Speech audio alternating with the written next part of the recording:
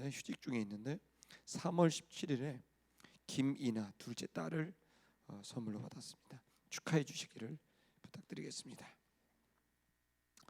하나님 말씀을 보겠습니다. 여호수아서 24장입니다.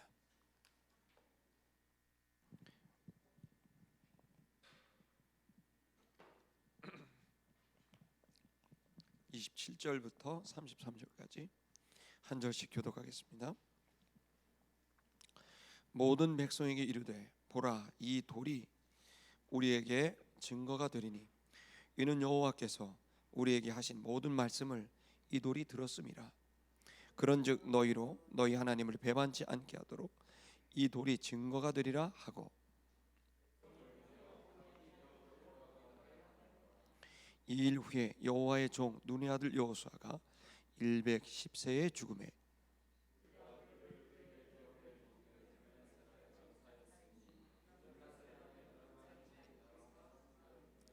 이스라엘이 여호수아에 사는 날 동안과 여호수아 뒤에 생존한 장로들 곧 여호와께서 이스라엘을 위하여 행하신 모든 일을 아는 자의 사는 날 동안 여호와를 섬겼더라.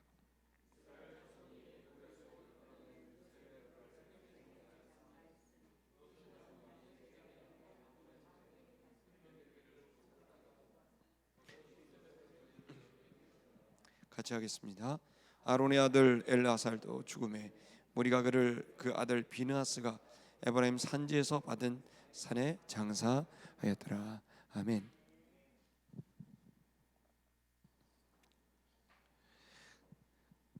그 코로나 때문에 우리 인터넷 예배를 드리니까 처음엔 우려도 됐는데 좋네요. 또 나름대로 이 동영상으로 뭔가 실시간으로 하는 것도 좀 좋은 점도 많이 있는 것 같습니다. 또 안 좋은 점은 좀 성도님들이 어떻게 지금 잘 살고 계시는지 궁금하기도 하고 그렇긴 합니다. 근데 우리가 이제 기독교에서 가장 중요한 예수 그리스도의 죽으심과 부활이 이 복음이 우리에게 주는 가장 놀라운 것은 자유함입니다. 그것은 어떤 상황이나 환경과 관계없이 또 심지어는 그 영혼의 내면의 상태와 관계없이 늘 자유할 수 있고 또 우리에게 주어진 생애를 흔들리지 않고 끝까지 달려갈 수 있는 그 은혜가 이 복음 안에 있습니다. 여호수아는 110살을 살았으니까 어마어마하게 오래 장수하셨고요. 근데 오래 살았다는 것보다 더 중요한 건 여호수아는 전쟁에 아이성 전투를 제외하곤 패배한 적이 없습니다. 기가 막힌 거죠.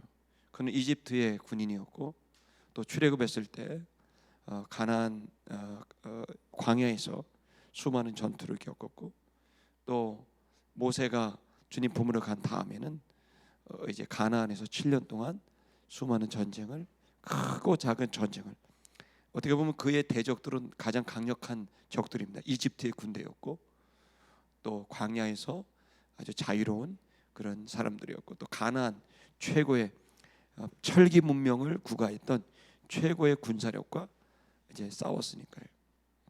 근데 놀랍지 않습니까? 항상 이겼어요. 성경 안에도 이런 사람이 다윗 이외에는 거의 없습니다. 어떻게 이렇게 모든 전쟁에 승리할 수 있었는가? 이건 단순히 역사 속에 전쟁을 이기는 내용이기도 하지만 영적으로 보면 단순한 전쟁에서 이기는 게 아니라 모든 하나님의 사람들에게 실제로 그들에게 겪고 있는 삶에서 전투와도 같은 삶에서 그들이 늘 이길 수 있다라고 하는 놀라운 가능성을 우리에게 제시해주고 있는 겁니다. 여러분, 우리 내면에서 일어나는 많은 갈등과 고민들, 자기 한계와 모순된 나의 인격, 또 내 주위를 둘러싸고 있는 환경의 어려움들, 지금 코로나와 같은 이런 일들로 많은 어려움들이 지금 예상되고 있습니다. 자, 이런 일이 전염병, 경제적 위기, 또 영적 위기 이런 것들이 둘러싸고 있을 때 우리가 어떻게 흔들리지 않고 우리에게 주어진 생애를 걸어갈 수 있을까? 저는 1997년 8년도 IMF를 직접 경험하면서 그때 수많은 사람들이 흔들리고 자살을 시도하고 가정이 깨지고 경제 파탄뿐만 아니라 가정이 무너지고 공동체 자체가 무너지는 일들을 직접 경험했습니다. 근데 지금이 그때와 조짐 자체가 비슷한 느낌이 있어서 어떻게 보면 걱정이고 염려인데, 근데 여러분 가만히 돌아보니까 그런 위기 속에서도 그 위기와 상관없이 자유함을 얻어서 그 속에 값어치 있는 삶을 살았던 사람들이 있습니다. 저는 이번 사태에서도 벌어지고 있는 일이 대단히 어렵고 힘들지만 다들 걱정합니다. 그러나 저는 분명히 믿는 건 이 일도 하나님이 얼마든지 우리를 넘어가게 하셔서 우리를 온전한 하나님의 사람으로 만드실 뿐만 아니라 대한민국을 새롭게 하시는 계기가 될 거라고 저는 확신합니다. 물론 번거롭고 어렵습니다. 불편하고 또 그리고 또 아주 어려운 일입니다. 하지만 이 일이 주님 안에서는 얼마든지 우리에게 유익이 될 수 있다고 생각합니다. 단순히 고난이 유익이 되는 정도가 아니라 이 일을 통해 복음의 가치, 우리가 믿고 있는 예수 그리스도의 그분의 능력, 그분의 이름에 담겨진 이름이 반드시 우리 속에 누려지고 체험되는 그런 일들이 있을 거라고 생각합니다. 특별히 청년들이 이번 일들을 통해서 어떻게 믿음의 선배들이 잘 넘어가고 있느냐, 우리 아비 어머니들이 정말 믿음으로 잘 이 시기를 넘어가고 있느냐를 직접 목격하면서 그들이 향후의 통일한국과 선교한국의 주역으로서 이 일은 아주 중요한 훈련의 기간이고 또 교육의 집단적인 교육의 시간이라고 생각합니다. 여러분, 근데 누구나 다 그렇게 잘 넘기는 것은 아닙니다. 어떤 그 상황에 처해져 있느냐에 따라서 사람마다 다르겠지만, 그러나 분명한 것은 그들이 어떤 상황이 있든지 간에 이 시기가 코로나 때문에 대박이 터지는 회사도 있겠고 쪽박이 나는 회사도 있을 겁니다. 근데 항상 좋으냐 나쁘냐고 아무 상관없고 이 상황이 어떠하느냐와 상관없이 우리 안에 있는 그리스도 예수로 인한 우리의 이 정체성과 또 그것에 걸맞는 우리의 삶이 사고방식과 생활방식이 있을 때 우리는 이 상황이 문제가 되지 않고 오히려 사랑을 표현할 수 있고 또 많은 사람에게 유익을 줄 수 있는 기회가 저는 될 거라고 생각합니다. 여러분, 여기 여호수아가 이제 마지막 순간입니다. 그의 마지막 얘기를 들어보십시오. 이제 유언 중에 마지막 유언입니다. 사실 히브리 원문을 보면 세 문단으로 되어 있는데 여러분이 보시는 장면은 마지막 문단입니다. 그러니까 의미를 이렇게 세 덩이로 나눈 겁니다. 유언을. 근데 마지막 유언에 해당하는 부분을 여러분이 보시게 될 텐데, 도대체 여호수아는 무슨 유언을 남겼을까요? 그건 어떻게 살았길래 평생을 그 위태로운 노예 생활, 위태로운 군사력이 없는 광야 생활, 그리고 가장 강력한 이집트와 그리고 광야와 가나안의 강력한 대적들 앞에서 어떻게 했길래 그 사람이 늘 승리를 거뒀을까요? 여러분이 여호수아 24장들을 쭉 오면서 그가 위기 때마다 흔들렸던 것을 우리는 알 수 있습니다.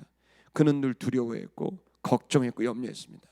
그때마다 주님 찾아오셔서 두려워 말라, 이 전쟁을 내가 이기겠다고 하시는 몇 차례의 방문을 통해 그는 연약한 우리와 똑같은 그런 사람이었습니다. 근데 그가 어떻게 평생을 그렇게 승리하며 살았을까요? 그 진리가 오늘 본문에 담겨져 있습니다. 여러분과 제가 이것을 오늘 붙들고 이 진리가 여러분의 삶의 철학이 되기를 바라고 신념이 되기를 축복합니다. 그리고 그것이 여러분의 사고방식과 생활방식이 돼서 실제로 여러분이 어떠한 어려움이 와도 내적 외적 어려움이 와도 흔들리지 않고 여러분이 자유할 수 있는 놀라운 은혜가 누려지게 될 것을 축복합니다. 그 자유함은 또 다른 여러분의 자유뿐만 아니라 주변의 많은 사람들의 생명을 주고 풍성함을 주는 하나님 위기에 빛나는 하나님의 사람이 될 것을 기대합니다. 한번 좀 보십시다. 자, 27절을 보시면 모든 백성에게 말을 했습니다. 여호수아가 이제 마지막 결론입니다. 이 얘기를 하기 전에 이제 여호수아가 분명히 말했어요. 우리 24절을 좀 읽으실 필요가 있는데요. 제가 읽겠습니다.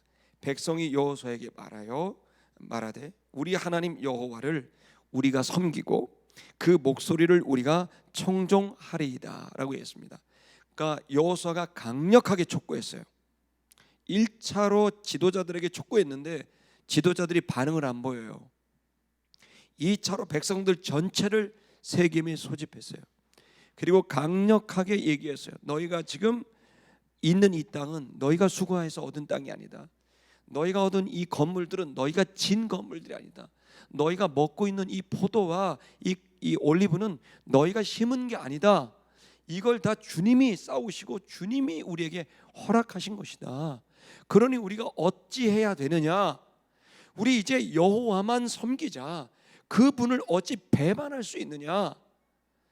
그렇게 얘기를 하게 되니까 백성들이 그것을 깨닫고 감동이 돼서 우리가 이제 여호와만을 섬기고 그분을 청종하겠다고 약속을 하게 됩니다. 자, 그렇게 되니까 그 약속을 듣고 큰 돌을 세워서 그 돌을 이제 이동을 시킵니다. 그 돌을 어디다 이동시킵니까? 예, 상수리 나무 옆으로 갖다 놓습니다. 이 상수리 나무는 생명나무를 의미하고 십자가를 의미합니다. 영적인 이 상수리 나무는 항상 하나님의 사람들이 주님을 만났던 장소입니다. 이 상수리 나무가 십자가를 의미하고 생명나무를 의미해서 하나님을 만나는 그러한 그런 이제 이제 물건이 되는 거죠. 그 옆에다 돌을 갖다 세워서 그 언약의 돌을 거기다 세웁니다. 이 언약의 돌은 뭡니까? 의지적 약속이에요. 인과율이에요. 내가 하나님의 말씀을 지키면 하나님이 나에게 복을 주겠다는 약속이고, 또 하나는 하나님이 나에게 복을 주셨으니 내가 주님을 청종하고 섬기겠다는 약속이 되는 거죠. 이건 인과율은 그래서 하나님과 나와의 계약의 관계입니다. 그 계약의 관계의 돌을 마치 계약서를 거기다가 공증을 받아 놓듯이 그 계약서와 같은 돌을 거기다 놓는데, 상수리 나무 아래 놓은 이유는 이 계약은 맞는 계약이고 옳은 계약이고 인과율로 마땅한 계약이나, 이 계약을 돌을 여호수아 거기 상수리 나무 옆으로 간 이유는 이 계약을 지키고 싶어도 우리가 지키지 못하게 되기 때문에, 계약은 옳으나 지킬 수 없는 우리의 한계와 모순과 연약함이 있기 때문에 이 계약이 완성되려면 뭐가 있어야 된다? 상수리 나무, 즉 십자가가 있어야만, 예수 그리스도가 있어야만 이 인과율은 완성이 돼서, 방정식은 완성이 돼서 주님의 구원과 우리의 복이, 우리의 주님에 대한 섬김과 주님만을 섬겼다는 약속이 이루어질 수 있다는 것이죠. 이 이루어지는 약속의 결과는 구원이고 승리인 것입니다. 그래서 이 구원과 승리가 보장되는 건 우리가 구원과 승리에 합당한 행동을 주님께 보여야 되는데, 합당한 행동이 차지 못하는 연약함이 있지만 이걸 예수 그리스도가 대신 채워주신 것입니다. 그래서 이 복, 즉 구원, 이 승리를 얻을 수 있는, 완벽한 승리와 구원을 얻을 수 있는 조건을 예수가 채워버린 거예요. 그래서 그 예수 그리스도를 마음의 구주로 영접하고 그 안에 붙들고 모신 사람마다 그 사람의 행동은 부족하나 예수로 인하여 부족한 행동은 완벽하게 채워지게 돼서 우리가 완전한 하나님의 아들이요, 완전한 승리요, 완전한 구원을 허락해 준다는 이 놀라운 일이 벌어지게 된 것입니다. 그래서 하나님과 우리 사이에 모든 부족하고 연약하고 막혔던 것들이 무너지고 채워지고 완성돼 버리게 된 거예요. 우리 안의 구원은 불완전한 게 아닙니다. 완전한 구원이 이루어졌음을 믿으시기 바랍니다. 이유는 여러분이 구원에 합당한 행동을 해서가 아니라, 구원에 합당한 행동을 하고 싶으나 한 것도 있지만 부족한 모습이 있는데, 그 모든 부족하고 채우지 못한 것들을 주님이 완벽하게 채워주셨기 때문에 그 주님으로 인하여 저와 여러분은 구원이 완벽하게 이루어진 것을 믿으시기를 바랍니다. 그분으로 인하여 구원이 이루어졌고, 그분으로 인하여, 그분이 일하심으로 인하여 우리에게 구원이, 우리의 존재가 새로워지게 된 것을 믿으시기를 축복합니다. 그리고 또한 그분은 그렇게 하신 다음에 뒷짐지고 있는 게 아니라, 구경하고 있는 게 아니라, 잘하나 못하나를 구경하다가 못하면 벌을 주고 또다시 잘하면 복을 주는 그런 분이 아니라, 이미 그 안에 완벽하게 이루어진 이 일이기 때문에 지금부터는 우리 안에서 그 구원을 완성해 나아가시는 일들을 행하고 계시는 걸 깨달으시길 축복합니다. 주님이, 우리는 자도 그분은 자지 않고, 우리가 주님을 섬기지 않아도 주님은 우리를 섬기고 있습니다. 우리가 수고하지 않는 것을 얻었고, 짓지 않는 그 집을 얻었고, 심지 않은 것을 먹게 된 이 모든 건 우리가 한 것 같지만 우리보다 더 강렬한 마음으로 주님이 해주고 있는 거예요. 여러분, 주님을 화석같이 여기면 안 돼요. 주님을 하나의 뒷짐지는 심판관으로만 생각하면 안 돼요. 구원의 가장 큰 핵심과 본질은 임마누엘 동행이에요. 여러분과 저는 이제 육으로 나서 살았으나 이제는 물과 성령으로 예수 그리스도를 영접함으로 하나님의 자녀가 된 것을 믿길 축복합니다. 이제 여러분에게는 영이 생겼고, 그 하나님의 양자의 영, 주님의 자녀의 영이 되어서 예수로 인하여 하나님과 우리 사이에 막힌 담이 헐어짐으로 이제 저와 여러분이 주님을 이제는 멀리 있는 자가 아니라 하나로 받을 수 있는 기회가 열린 거예요. 여호수아 시대만 하더라도 하나님은 너무나 멀리 하늘에 계신 분이었어요. 그러나 여러분, 그 갈망했던 그분, 우리의 연약함, 이 인과율을 채우고 싶으나 채울 수 없는 연약하고 한계와 모순이 있는 인간들이 그렇게 원했던 여자의 후손, 그 인자, 그 그리스도가 오기를 기다렸던 겁니다.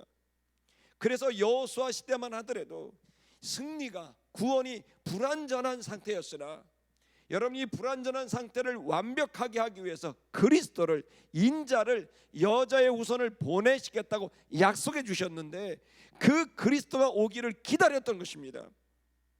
그 불완전한 상태를 채울 수 있는 길이 없기에 늘 충성을 서약할 뿐이고, 그 충성대로 가려고 했지만 그러나 여전히 부족하여 늘 연약하고 늘 불완전한 상태여서 그것을 채울 수 없는 우리들에게 주님께서 약속하신 그리스도를 기다렸, 그 그리스도가 우리에게 오게 된 거예요.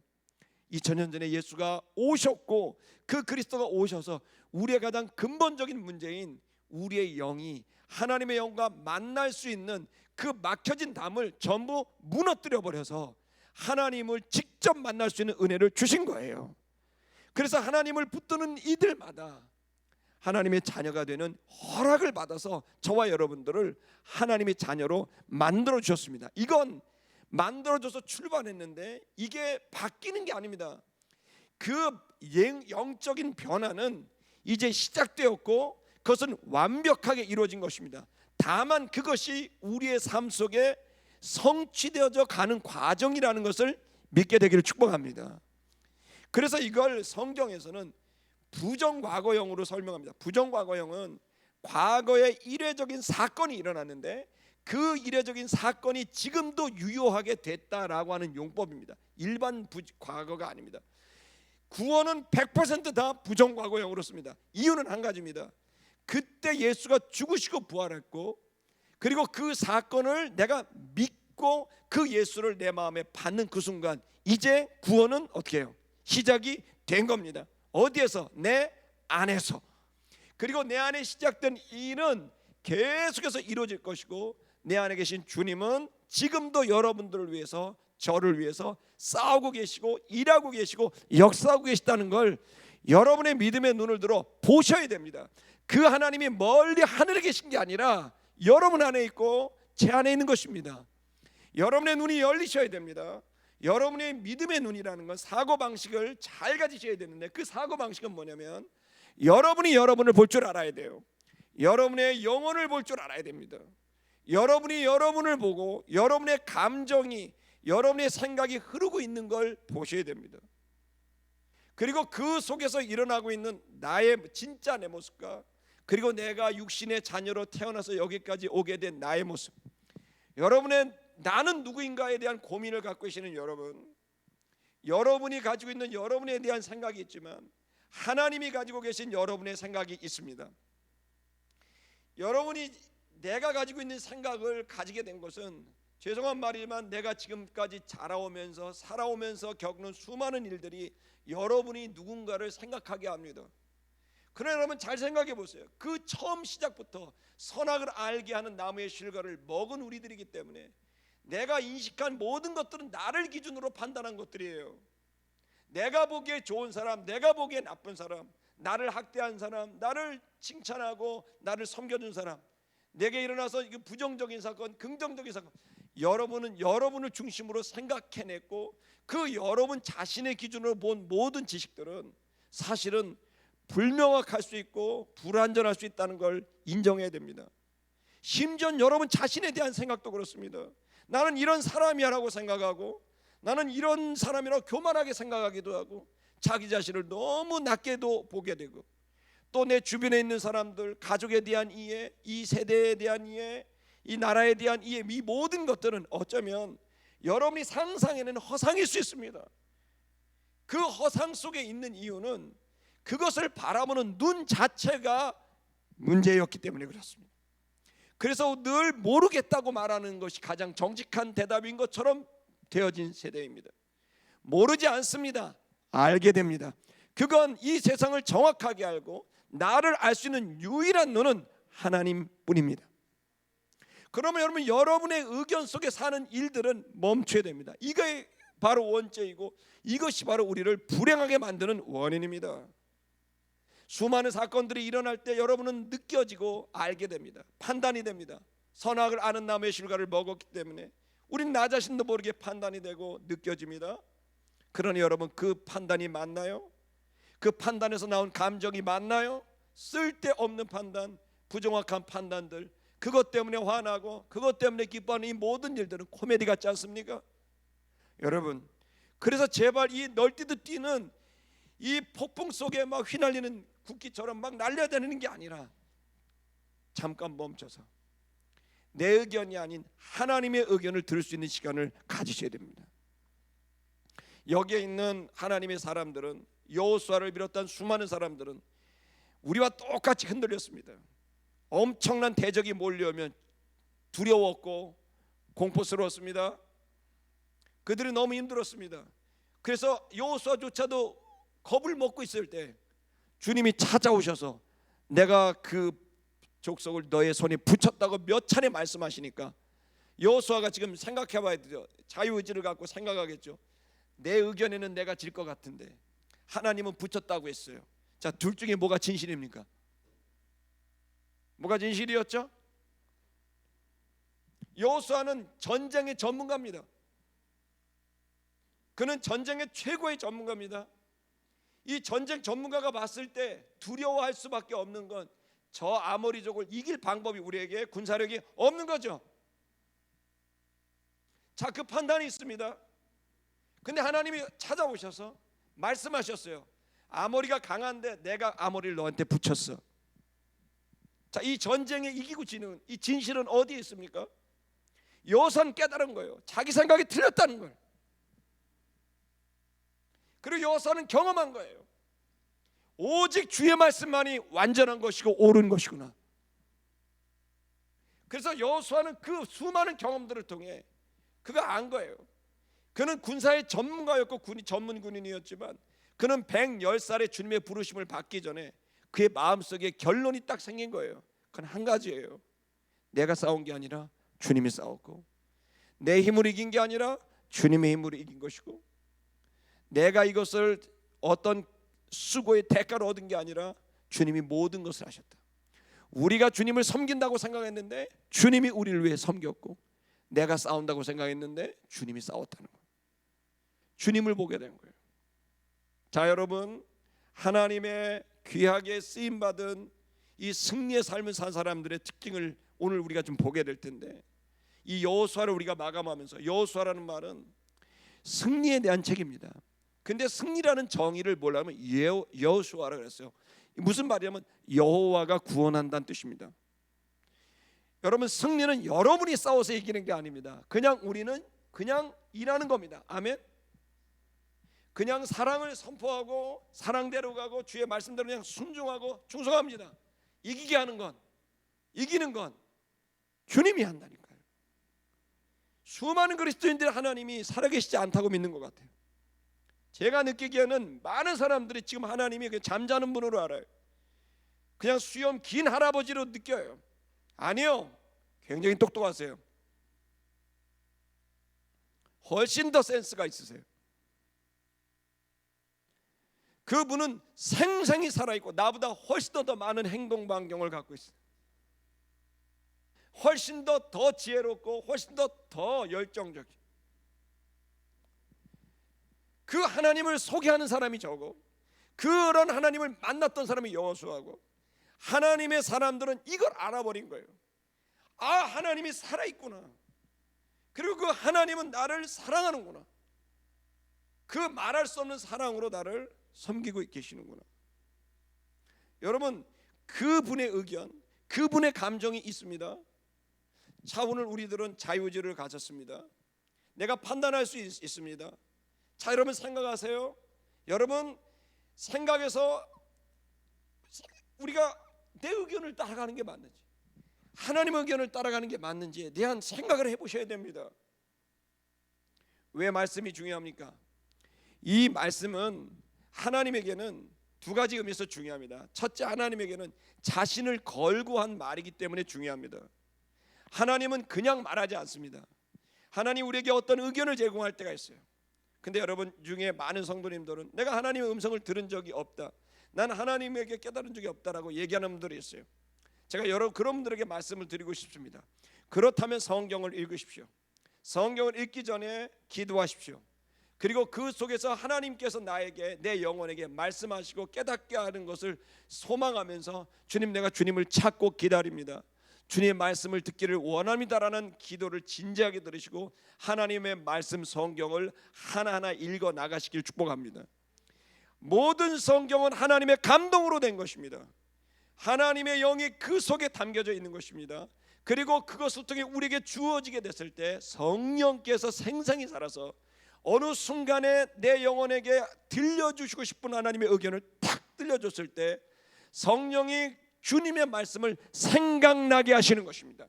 내 영을 깨우쳐주는 놀라운 일이 벌어지면서 내 영이 주의 생각을 알아버리게 되는 놀라운 기적이 일어나게 됩니다.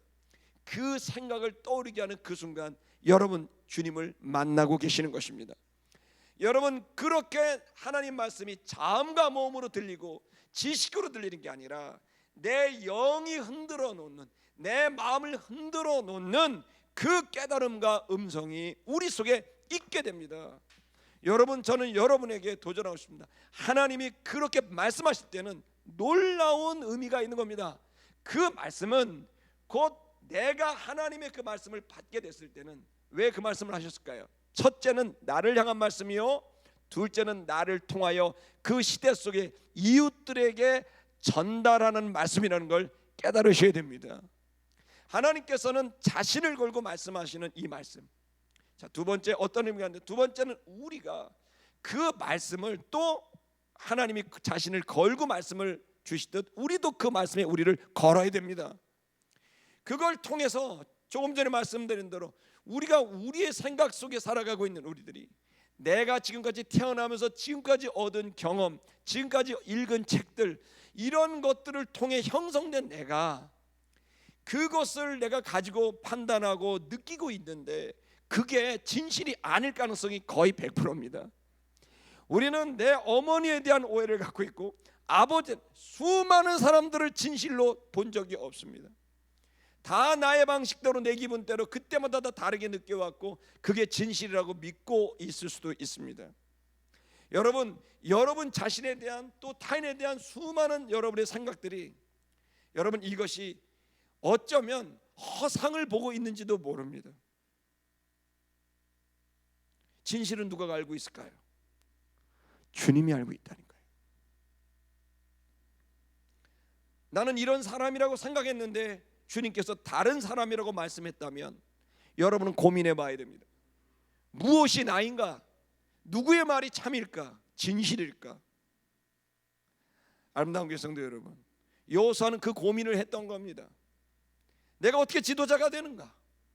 모세에 비해서 턱없은 교육이 되지 않은 사람이고, 나는 왕족의 교육을 받아보지도 않고 경제나 정치, 법 공부하지도 못하고, 여호수아는 자기 이름으로 된 성경 하나가 제대로 없지 않습니까? 이 여호수아서를 제외하고 율법을 모세에 비해서 턱없이 부족한 자신, 그는 늘 걱정하고 염려했습니다. 나는 모세 이상으로 갈 수 없다고. 근데 여러분 성경을 자세히 보세요. 모세 이상으로 놀라운 기적을 베풀었습니다. 여호수아가 생각한 자기는 모세를 절대 모세만큼 할 수 없다고 생각했어요. 그래서 늘 두려웠고 부담이 컸지만 주님은 담대하라고 말했어요. 네가 어디로 가든지 내가 너와 함께 할 거라고 말했어요. 반드시 네가 승리할 거라고 말했어요. 실제로 모세에 비해서 여호수아는 턱없이 부족한 사람일 수 있지만 여러분 생각해 보십시오. 주님이 말씀이 옳았던 겁니다. 여호수아가 생각한 자기가 아니라 주님이 말씀한 자신이 자기였던 겁니다. 그리고 여호수아는 그 위기의 순간마다 자기의 생각을 따르지 않고 주님의 생각을 따랐더니 승리했던 겁니다. 여호수아의 승리의 비결은 자기의 의견이 아니라 주님의 의견을 쫓아갔던 거예요. 아름다운 성도 여러분, 이 여호수아의 마지막 유언 앞에 그가 얼마나 말씀을 중히 여기고 그가 얼마나 주님을 중히 여겼는지, 그의 승리의 비결이 바로 여기 있는 겁니다. 주님과 함께한 것이 그에게 구원이고 그에게 승리였습니다. 그것은 주님이 일하고 계셨기 때문이고 싸우고 계셨기 때문이고 나와 동행하고 계셨기 때문입니다. 좀 더 보겠습니다. 27절, 여호수아가 모든 백성에게 말했습니다. 보라, 이 돌이 우리에게 증거가 된다. 돌이 증거가 된다. 증거라는 것은 뭔가를 의미하죠. 이것은 여기에 담겨져 있는 것은 하나님과 이스라엘 백성 간의 약속을 증거하고 있는 겁니다. 구체적으로 뒤에 말하고 있습니다. 하나님에 대한 얘기죠. 이는 이 돌이 들었다. 모든 말씀을, 여호와의 말씀을 들었다. 우리에게 하신 모든 말씀을 들었다. 여호와께서 우리에게 주신 말씀들을 이 돌이 들었다라고 하는 겁니다. 주님 뭐라고 말했나요? 주님 모두 싸우셨다는 겁니다. 우리 지지난주에 주어가 내가 뭐 했고 내가 뭐 했고 내가 뭐 했고 했죠. 주님이 하셨다라고 하는 얘기를 하신 거예요. 아브라함이 자기가 나온 줄 아냐? 내가 뽑아왔다. 아브라함이 자기가 건넌 줄 아냐? 내가 건너게 했다. 아브라함이 거기 갔는 줄 아냐? 내가 걔를 인도했다.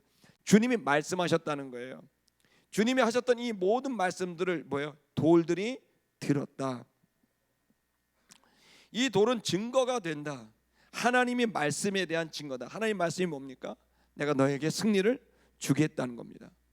너희가 나를 청종하고 나를 섬기게 되면 너희에게 누구도 너희를 당치 않고 이기는 자가 되게 하겠다라는 약속을 돌이 들었다는 거예요. 그렇다면 하나님의 백성, 인간이 하나님의 말씀을 듣기만 하면, 청종하고 순종하기만 하면 어떻게 해요? 승리는 임하는 거죠. 이 얘기를 누가 들었다? 돌이 들었다라고 하는 얘기는 돌은 일종의 계약서라는 뜻입니다. 돌이 계약서입니다. 자, 들었다. 28절, 여호수아가 그리고 이 돌이 증거가 되리니 너희로 너희 하나님을 배반치 않게 하기 위한 증거이다. 이 얘기는 또 다른 말로 보면 24절 아까 읽었던 것처럼, 그러니 우리가 주님을 섬기고 주님의 말씀을 청종하겠습니다라는 이야기입니다. 그러니까 이 돌은 둘 다 들은 거예요. 하나님의 말씀도 들었고 백성의 말도 들었습니다. 이 돌이 이 얘기를 들어서 일종의 계약서가 되게 했다는 겁니다. 근데 여러분 잘 보세요. 우리 24장을 잘 살피실 필요가 있습니다. 그 전까지 모든 이런 계약은, 언약의 관계는 항상 백성이 이렇게 행동하면 그러면 내가 구원과 승리를 주겠다, 이 원리예요. 그래서 항상 우리에게 요구를 해요. 너희가 이렇게 살라고. 근데 여러분 24장 우리 3주간에 걸쳐서 보셨잖아요. 자, 뭐라고 되어 있습니까? 여호수아가 얘기한 내용은 거꾸로입니다. 뭐냐면 주님이 우리 위해 싸우셨고 우리에게 승리를 주셨다. 자, 너희가 수고하지 않는 땅을 얻었고, 너희가 짓지 않는 집을 얻었고, 너희가 심지 않은 올리브와 포도를 먹고 있다. 자, 주님이 싸우셨고 구원하셨고 이루셨다. 그러니 너희들이 어떻게 해야 되겠느냐? 그러면 우리들이 이제 섬기며 청종해야 되지 않겠느냐, 여호와만을 섬겨야 되지 않겠느냐라는 얘기였어요. 그러면 순서가 바뀌었어요. 원래 모든 율법은 너희가 이렇게 행동하면 그러면 하나님 너에게 먹을 거와 승리를 준다라는 얘기잖아요. 그런데 여기서 여호수아 얘기는 거꾸로 얘기를 하는 거예요.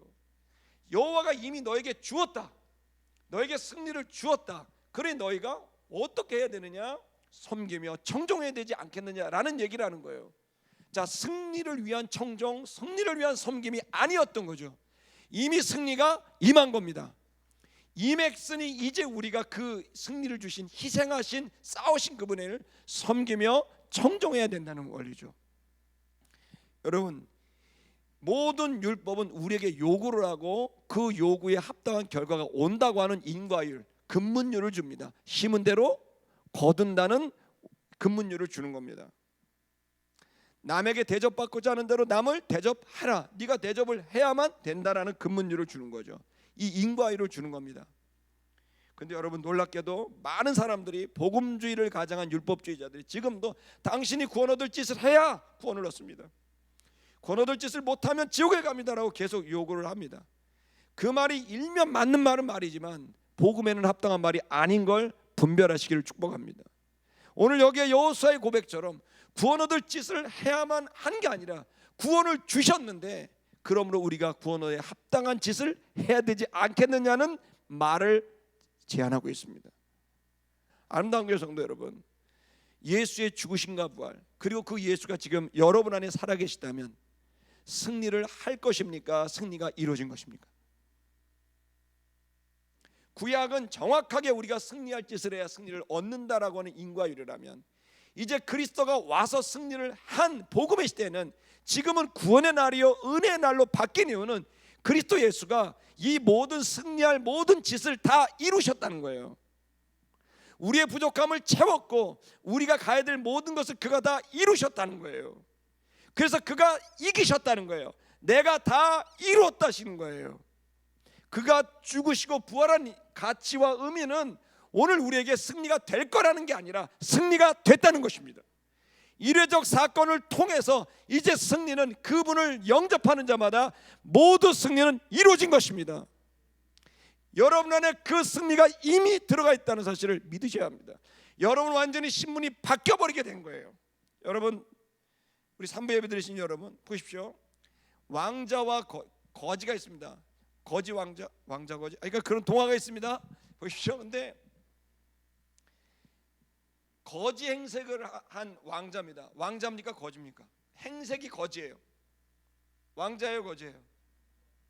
왕자죠.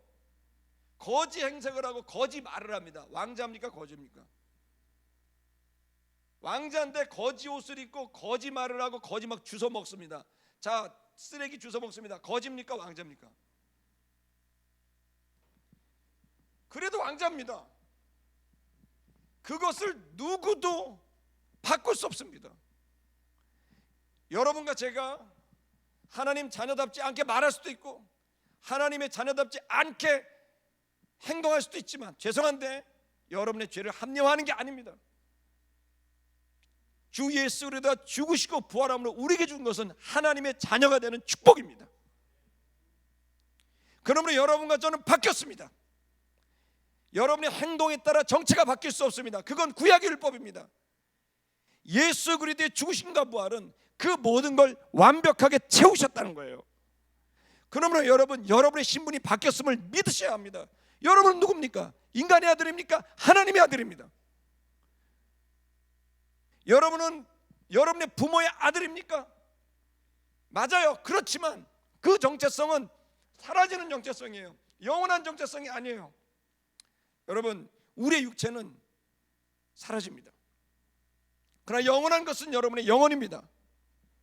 여러분, 저 꽃꽂이가 꽃이 살아있어요, 죽어 있어요? 살았어요, 죽었어요?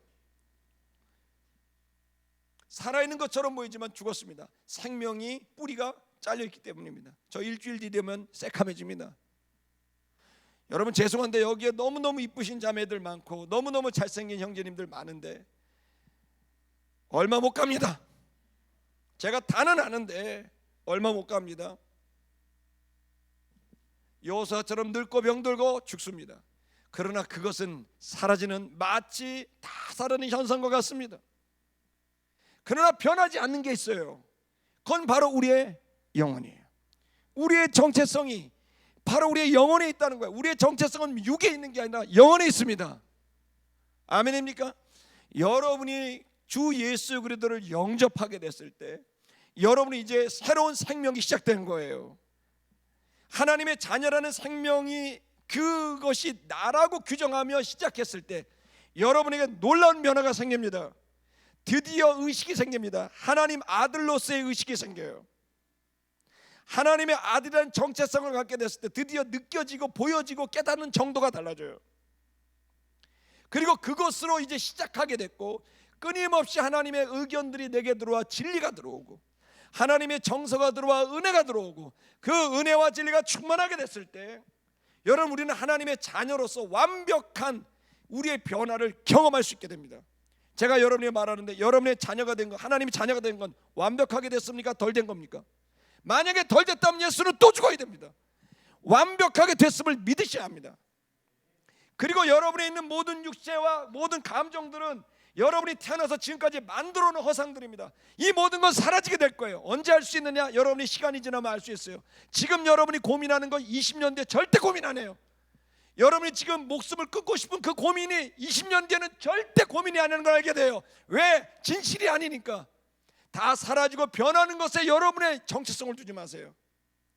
영원히 변하지 않는 그 하나님과 그 진리에 여러분의 영혼, 바로 여러분 하나님의 자녀라는 거기에 여러분의 마음을 집중하고 거기로부터 시작해야 됩니다.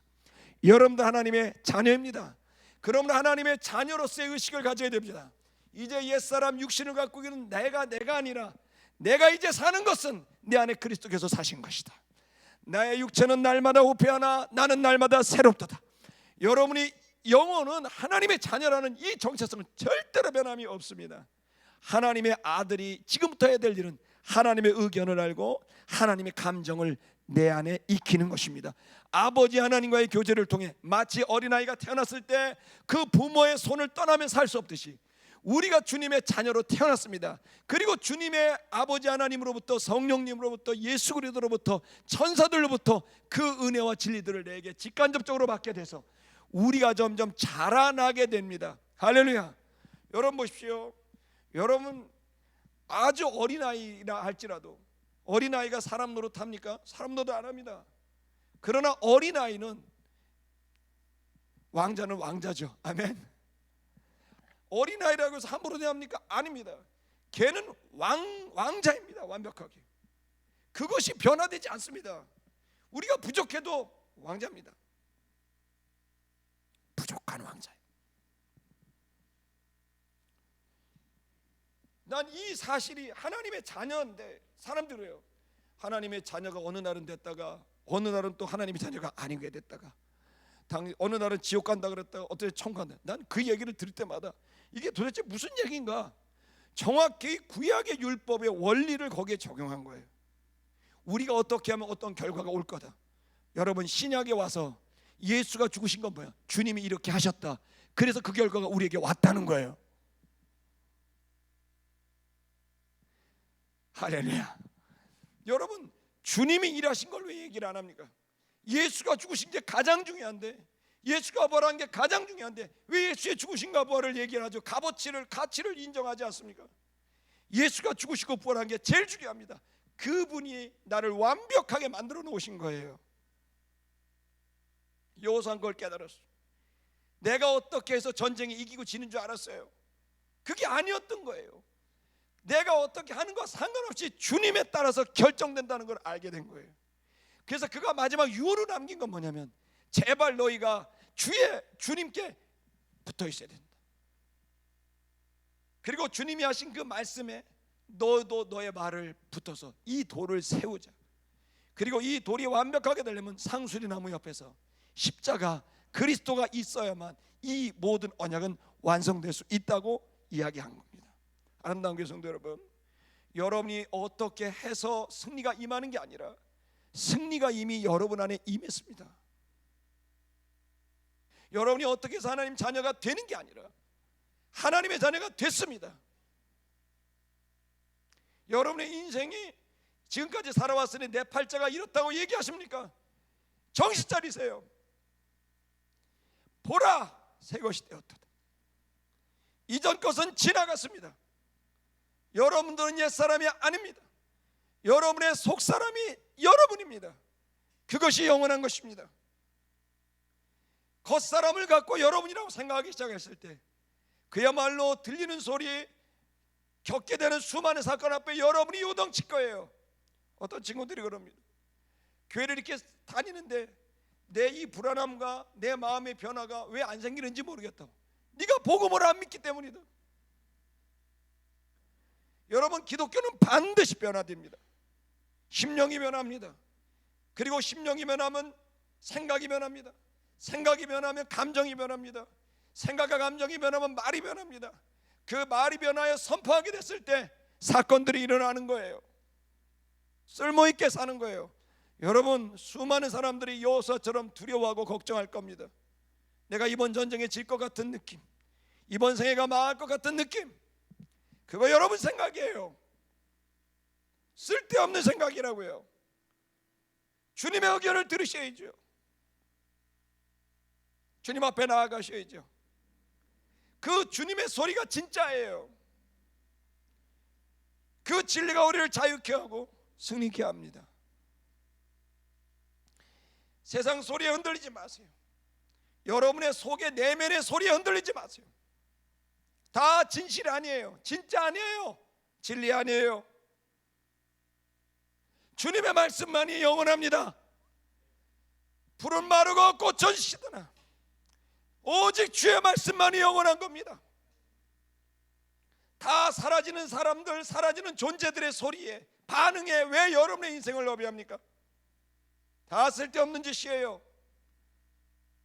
영원한 하나님, 영원한 그의 말씀에 내 인생을 걸 때, 주님이 그 말씀을 줄 때 자신을 걸고 하신 그 말씀에 여러분의 인생을 걸게 됐을 때, 여러분과 하나님이 하나가 됐을 때, 그때부터 여러분 기적이 시작됩니다. 할렐루야. 저는 이미 여러분 안에 시작하셨다고 믿습니다. 여러분 예수님 믿죠? 이 코로나인데도 이렇게 오시고 막 영상 보고, 이거 보통 믿음 아니에요? 재밌어서 보는 건 아니잖아요. 제 얘기가 재밌진 않잖아요. 돈 생기는 것도 아니잖아요. 캐시백 되는 것도 아니잖아요. 근데 뭐죠? 이유는 뭐예요? 믿기 때문이죠. 자, 주님의 의견을 들어보자. 주님의 마음을 좀 느껴보자. 여러분, 제가 여러분에게 주님의 마음과 생각을 전합니다. 주님이요, 여러분들을 이미 승리자로 만들었습니다. 여러분이 돈이 없어도 걱정하지 마세요. 그냥 돈이 없는 때예요. 돈이 있어도 교만하지 마세요. 그냥 돈이 있는 때예요. 아무런 상관없어요. 다만 그것이 나에게 필요하고 우리 공동체에 필요하기에 주님이 허락한 거예요. 중요한 건 사랑이에요. 여러분과 제가 하나님의 자녀로, 하나님은 사랑이시니 그의 자녀된 우리도 사랑입니다. 내가 그분으로부터 사랑을 받고 그 사랑으로 어떻게 계속 줄 수 있는가? 그것을 사업으로, 그것을 정치로, 그것을 교육으로, 수많은 이 사랑을 어떻게 담아낼 수 있는가? 여러분, 이 코로나로 위기를 맞는 이때가 기회입니다. 무슨 기회입니까? 주님의 살아계심, 도대체 다 자기를 챙기기에 급급한 이기성의 극단을 향할 수밖에 없는 위기의 순간에 이상한 사람들이 나타나는 거죠. 자기 것을 나눠주고 사랑하고 희생하는 사람들이 나타납니다. 너는 도대체 겁이 나지 않느냐? 난 겁 안 나는데. 너는 이렇게 해서 망할 것 같지 않느냐? 망하든 안 망하든 난 망하지 않는데. 하나님을 믿는 그 사람은 어느 순간에, 위기의 순간에 명확하게 나타날 수 있는 거예요. 진짜 하나님을 믿었느냐, 그렇지 않느냐. 수많은 믿음의 사람들이 교회를 수십 년 다녀도 위기만 조금만 닥치면 돈 몇 푼이 어려워지고, 내가 치료해야 될 돈들이 없고, 사람들의 평가, 가족들의 평가, 그 속에 흔들려서 자기 자신을 쓰레기로 보고 자기 자신을 패배자로 보고 내가 뭐 살 의미가 뭐가 있느냐, 자꾸 계속 스토리를 써가면서 자기 자신을 계속해서 해코지하는 어리석은 신앙인들이 너무 많은 거예요. 깨어나세요. 주의 음성을 들으세요. 당신은 돈이 없는 게 문제가 아니라 주님이 없는 겁니다. 당신은 친구가 없는 게 아니라 주님이 없는 겁니다. 여러분, 주님을 붙들어야 여호수아처럼 두려워 당황할 때, 주님의 말씀을 들었을 때 전무후무한 승리의 삶을 살 수 있었습니다. 아름다운 성도 여러분, 주님과의 언약의 돌을 다시 붙드시고 거기에 십자가를 다시 붙드셔서 내가 그 언약의 말씀을 따라 주님을 섬기며 갈 것이다. 이미 나에게 승리가 주어졌으니 내 승리의 삶을 살아가는데 내가 여전히 부족하니 십자가를 붙들고 가오니 주여 나의 부족함을 채우시고 인도해 주셔서 내 삶이 값어치게 끝나도록 인도하실 것을 제가 믿고 감사합니다. 나는 당신을 믿습니다. 제 인생을 책임지실 것을 믿습니다. 제가 주님을 떠나지 않겠사오니 주님 저를 붙잡아 주시고 주님도 저를 떠나지 않을 것을 믿사오니 제 생애는 승리의 삶이고 구원의 삶이고 사랑의 삶일 것을 제가 확신합니다. 할렐루야. 주님을 찬양합니다. 여러분, 그 위기의 순간에 주님을 붙들고 나가셔야 돼요. 여호수아의 승리의 비결은 거기에 있었습니다. 배반치 않도록 증거의 돌을 세웠다고 말합니다. 28절, 드디어 여호수아가 세상을 뜹니다. 여호수아가 백성을 보내어 다 각기 기업으로 가게 했습니다. 이 일 후에 그는 110살에 세상을 뜹니다. 무리가 그를 장사합니다. 어디다가 장사를 할까요? 묘자를 씁니다. 그 묘자리는 딥낫세라입니다. 잘 보십시오. 딥낫세라는 뭐냐면 태양의 돌, 태양의 일부분, 이런 뜻이에요. 태양의 땅, 이런 거예요. 여호수아가 말년에 살았던 동네가 딥낫세라예요. 왜 딥낫세라에 살았을까요? 여러분, 여호수아는 어디 출신입니까? 이집트 출신입니다. 여러분 아시다시피 온 인류는 모든 에너지의 근원을 태양으로 봅니다. 지금 물리학자들도 그렇게 보더라고요. 모든 물리학자들은 전부 지구의 에너지의 근원을 태양으로 보고 그걸 갖다 뭐 빅뱅이라는 에너지를 통해서 왔다, 뭐 이런 얘기들을 합니다. 물론 그 얘기를 제가 하고 싶은 게 아니라 모든 사람들은 계속해서 생각하는 건 결국 태양, 그것이 우리에게 생명과 풍요를 준다고 생각하는 건 지금 생각해낸 게 아니라 인류가 시작될 때부터 있었습니다. 그 태양을 그래서 귀중히 여긴 이유는 그것 때문에 식물이 자라고 그것 때문에 우리가 살아갈 수 있게 된다는 걸 본능적으로 알아버리고 관찰을 통해 알게 된 거죠. 그래서 고대나 지금이나 가장 중요한 존재가 뭐냐면 태양입니다. 그 태양을 중히 여기게 된 이유는 뭐냐면 그게 우리에게 풍요를 보장하고 그 풍요가 물질이 내 인생을 보장하기 때문입니다. 이 세계관이 메소포타미아에 있고 이집트에 있고 수많은 문명이 다 태양을 섬기는 겁니다. 그런데 거기서 이집트의 미즈라임이 얘기하는 건 거기서 여호수아는 정확히 바뀌었죠. 어떻게 이집트가 운영되고 정신이 뭔지 종교가 뭔지 봤더니 태양이에요. 10가지 재앙이 뭡니까? 이집트 사람들이 섬기던 우상들을 하나님이 심판하시는 내용인데 그 태양이 갑자기 핏빛으로 바뀌고 어둠이 와서 태양이 존재가 상실되는 일을 경험하게 되면서 엄청난 혼돈이 와버린 거죠, 이집트 사람들한테. 그게 이집트 사람들에게만 혼돈이 왔겠어요?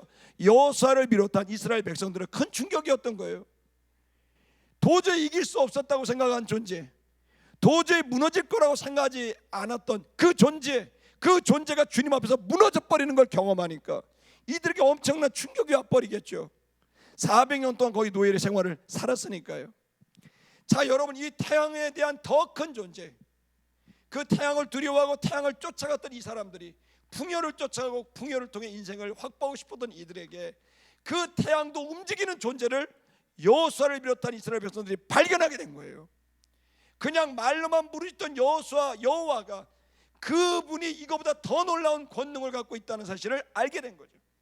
이 일이 그대로 되다가 마지막 가나안 정복 전쟁을 할 때 여호수아가 마지막에 전쟁을 치르게 됐을 때 놀랍게도 여호수아가 태양을 멈춥니다. 그 멈춰진 태양 안에서 전쟁이 치러지는 놀라운 기사가 여기 기록됩니다. 하나님이 멈추게 하셨던 태양을 여호수아가 멈추게 되는 놀라운 일이 벌어지게 된 거예요. 그리고 이 모든 태양은 두려워할 존재가 아니라 하나의 피조물일 뿐이고 지나가는 현상일 뿐이라는 것을 깨닫게 된 것이죠. 그리고 여호수아는 자기가 마지막 이 노년에 살았던 동네를 딥나세라라고 부릅니다. 태양의 일부분. 이걸 통해, 여기에서를 통해 백성들에게 마지막 자신의 묘자리를 통해서도 메시지를 주는 거예요. 태양을 두려워하지 말아라. 태양을 쫓아가지 말아라. 태양을 지으신 이가 여호와시다. 저는 여러분이 그대로 말합니다. 물질이 무섭고 권력이 무섭습니다. 다들 미친 것 같아요. 권력을 따려고 4월 15일 뭐 정당들 만나고 막 미쳤어요. 다 똑똑하신 분들이 다 태양을 쫓아가요. 정신들 차려요. 주님께서 주신 양심을, 그리고 그 주님을 바라볼 수 있는 눈을, 적어도 신앙인은 주님을, 신앙인이 아니라면 주님 주신 양심을 바라볼 수 있는 눈을 가져야 됩니다. 태양이 아니라 양심을 보고, 태양이 아니라 주님을 볼 수 있는 눈을 가지셔야 됩니다. 이 경제 위기, 정치 위기, 모든 혼란의 시기에 성도 여러분, 정신을 차리고 주님께, 진짜 태양을 만드신 그분에게 집중하셔야 합니다. 30절에 그가 경내에 딥나사레에 물었고, 31절 이스라엘 백성들이 여호와를 섬겼는데, 언제 섬겼느냐? 여호수아가 살아있는 동안에 섬겼다는 겁니다. 다른 말로 말하면 여호수아가 죽은 다음엔 섬기지 않았다는 거예요. 장로들이 살아있는 동안에 섬겼다는 거예요. 그 장로들이 여호수아와 함께 생존했던, 같이 살았던 장로들, 여호와가 어떻게 이스라엘을 위해서 일을 행하셨는지를 경험했던, 알고 있는 사람들, 그 장로들과 여호수아가 살아있는 동안에만 여호와를 섬겼어요. 그래서 그들이 죽게 되자 이스라엘 백성들은 삽시간에 태양을 쫓아, 삽시간에 우상을, 삽시간에 풍요를 쫓아가 버렸어. 아름다운 교성들, 여러분과 저의 영혼을 보셔야 됩니다. 스크린을 해놓고 내 영혼, 내 생각의 흐름을 보세요. 동선을 보세요. 지금 뭐 코로나 확진자들 동선 알려주잖아요. 한번 본 적이 있거든요. 봤더니 어떤 분은 계속 집에만 있더라고요. 회사 집 그렇더라고요. 여러분, 우리가 이 위기를 경험해서 이걸 해결하려면 동선을 봐야 되잖아요. 여러분의 영혼의 인생의 위기를 바꾸려면 여러분의 생각의 동선을 보세요. 여러분의 감정의 동선을 보세요. 어디를 헤매고 있는지, 어디를 떠돌아다니고 있는지, 태양을 쫓아가고 있는지, 나를 쫓아가고 있는지, 사라지고 없어질 육체를 쫓아가고 있는지, 여러분의 감정의 상태, 감정의 동선, 생각의 상태와 동선을 보셔야 돼요. 그리고 그것으로부터 나는 하나님의 자녀라고 선포해 버려야 돼요. 내 영혼아, 너는 하나님의 자녀가 아닌가? 하나님의 자녀다운 길을, 하나님의 자녀다운 방식을, 하나님의 자녀다운 꿈을 꾸라. 그리고 하나님께서 주시는 말씀을 기다리고, 주여 저에게 말씀을 주십시오. 내가 살아갈 말씀을 주십시오. 내 감정과 생각이 이동할 말씀을 주십시오. 저를 인도해 주십시오. 주님께 기도해야 돼요. 할렐루야.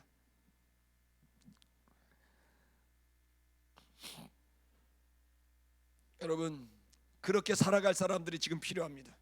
한국교회가 위기가 왜 위기인 줄 아세요? 성도가 줄어서가 아니에요. 말씀대로 살려고 하는 사람이 없기 때문이에요. 교회는 다니지만 무엇을 먹을까, 무엇을 마실까, 무엇을 입을까, 저도 그거 염려할 때 많아요. 사람들의 평가 두려울 때 많아요. 알아요, 그게 얼마나 힘들고 어려운지. 근데 여호수아가 직면했었던 그 상황과 우리가 똑같을 거예요. 그때 주님의 음성이 들려야 살 수 있어요. 여호수아는 계속 방향이 주님이었어요. 주님을 찾고 찾으면 만나 주시겠다고 약속해 주셨습니다. 여러분, 지금 주님을 만나야 됩니다. 그래야 여러분 영혼이 자유할 수 있습니다. 돈 몇 푼 때문에, 말 몇 마디 때문에 흔들리고 중내산에 다 쓸데없는 시간이에요. 주님을 봐야 돼요. 32절에 보면 그들이 장사했습니다. 이스라엘 이제 애굽에서 요셉의 뼈를 가지고 와서 장사했습니다. 요셉이 왜 뼈를 이렇게 얘기했을까요? 세겜으로 와서 야곱이 산 곳에 장사했습니다. 보십시오. 왜 요셉은 이집트에서 죽을 때 유언을 남겼을까요? 죽을 때 내가 너희들이 다시 돌아가게 되는 그날에 내 뼈를 갖다가 그 땅에다 묻어라라고 유언을 남깁니다. 왜 이랬을까요? 이 요셉이 그렇게 한 이유는 본인이 가야 될 때를 정확히 알고 있었던 겁니다. 자신의 본향, 내가 가야 될 때를 알고 있었던 거예요. 비록 내가 팔려와서 노예로 팔려와서 이집트에 종살이하고 총리가 됐지만, 내가 여기서 가난도 누려봤고 부여도 누려봤지만 결국 내가 돌아가야 될 것은 주님 품이라는 걸 알게 된 거죠. 여기 뼈라고 하는 말이 뭐냐면 본체란 뜻이에요. 본체. 이 뼈가, 그러니까 살이 아니라 뼈라는 거죠. 보이는 스킨이 아니라 보이지 않는 이 뼈체를 말하는 거예요. 이건 우리의 본체를 말하는 거예요. 요셉은 생각한 거예요. 내가 비록 이 땅 이집트에 있지만, 내 몸은 여기 있지만 내 본체는 어디 있다? 약속의 땅에 있다는 거예요. 여러분, 지금 우리가 비록 여기 삽니다. 그러나 여러분 계속 생각해야 돼요. 저 높은 곳, 내가 가야 될 건 저기다. 여러분, 갈 곳이 정해진 사람들은 준비하는 것도 다르고 방식도 다릅니다. 여러분, 죄송한데 저도 여러분도 얼마나 더 살겠습니까? 근데 여러분, 우리가 지금 그냥 사는 게 아니라 갈 곳을 정하고 살고 있다는 걸 아셔야 됩니다. 여러분은 주님 앞으로 가고 있습니다. 그렇다면 지금 어떤 방식으로 우리가 살아가야 될까? 저는 살아갈 수 있는 유일한 방법은 주님과 함께 살아가는 것이 모든 것의 근본적인 문제를 풀어나가는 열쇠다라고 확신합니다. 그리고 마지막 33절에 보면 엘르아살도 죽었고 그들이 그 땅에 묻었다고 되어 있습니다. 저를 보십시오. 아름다운 성도 여러분, 지금 여호수아를 우리가 지금 끝내는 시점입니다.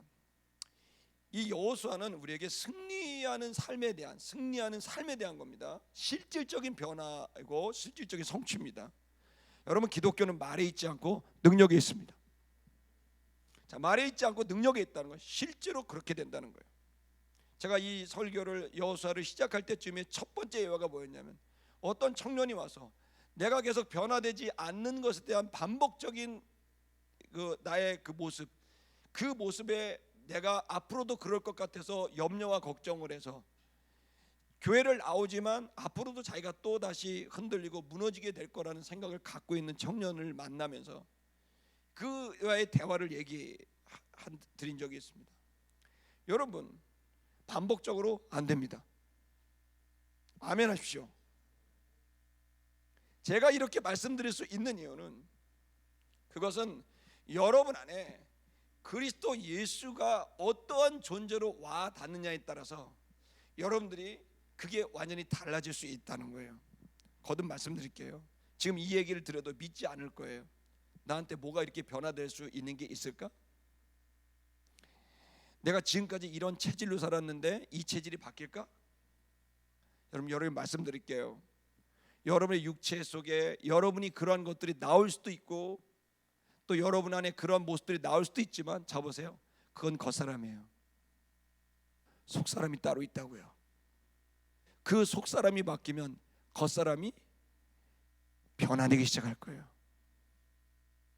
그리고 여러분이 겪고 있는 근본적인 흔들림과 고통과 막 이 번민이 여러분 싹 사라지고, 수많은 어려움은 그냥 나한테 마치 깃발에 국기봉에 달린 태극기가 펄럭이듯이 확 오죠. 이렇게도 저렇게도 되고 막 되고 얻어도 많고 터지기도 하죠. 근데 여러분의 영혼은 평온해요. 폭풍의 눈처럼. 그래서 이 모든 것들이 때리나 보다, 나한테 욕하나 보다, 내가 지금 괴로운가 보다. 밥이 없다. 친구가 없다. 그거와 있고 없고 아무 상관없이 내 영혼이 하늘로서 그 평온이 내려와요. 그래서 그 모든 것들이 내 삶을, 내가 가는 길을 막지 못해요.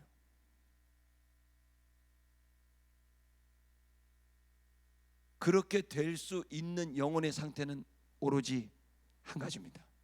주의 말씀을 붙들고 그 말씀을 나야말로 주님의 은혜를 경험하고 그 은혜를 나의 감정으로 선포하고 내 속사람을 주님 안에서 해석하게 됐을 때, 그것이 말이 되고 행동이 됐을 때, 여러분 그 안에서 계속해서 여러분의 영혼은 강건해질 수 있습니다.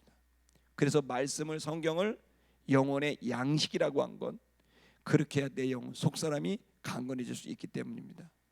아름다운 교성들 여러분, 여러분은 진짜 여러분은 누구, 어떤 게 여러분일까요?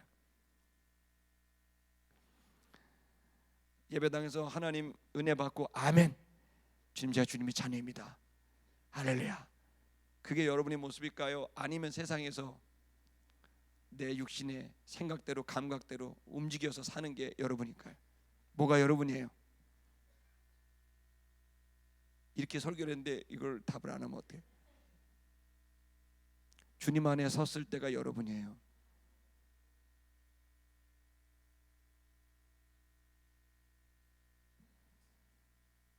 주님 앞에 섰을 때가 여러분이에요. 그래서 그 주님을 거절할 수가 없는 거예요. 그 주님을 배반할 수가 없는 거예요.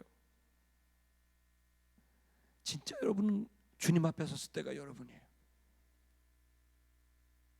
그것이 여러분이라는 걸 알고 말씀과 기도를 통해 주님을 깊이 만나고 나아가면 주님이 다 깨닫게 하시고 인도해 주실 거예요.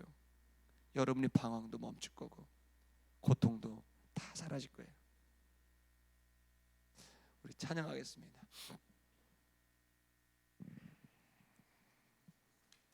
그 예수님이 그것 때문에 돌아가신 거예요.